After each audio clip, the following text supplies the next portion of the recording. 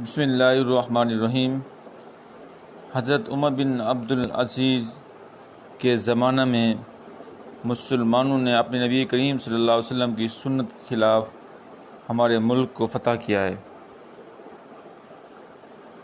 تو سمرقند والوں نے یہ دعویٰ دائر کیا تو پھر کیا ہوا؟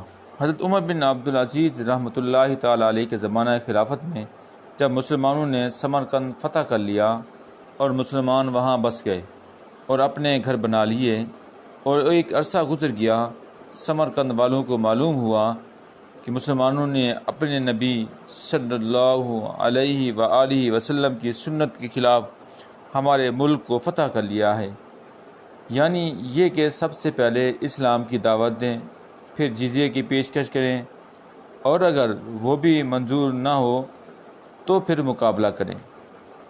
لہٰذا انہوں نے حضرت عمر بن عبدالعزیز رضی اللہ تعالیٰ عنہ کی خدمت میں چند لوگوں کو روانہ کیا اور انہیں یہ بتایا کہ آپ کی فوج نے اپنے نبی صلی اللہ علیہ وسلم کی اس سنت پر عمل کیے بغیر سمرقند کو فتح کر لیا ہے۔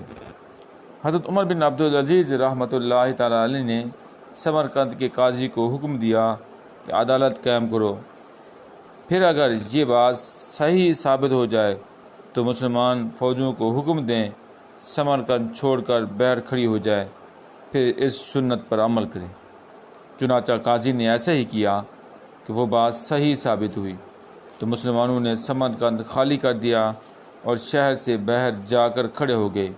جب وہاں کے بت پرستوں نے مسلمانوں کا یہ عدل و انصاف دیکھا جس کی مثال دنیا کی تاریخ میں نہیں ملتی، تو انہوں نے کہا کہ اب لڑائی کی ضرورت نہیں، ہم سب مسلمان ہوتے ہیں۔ چنانچہ سارے کا سارا سمرقند مسلمان ہو گیا۔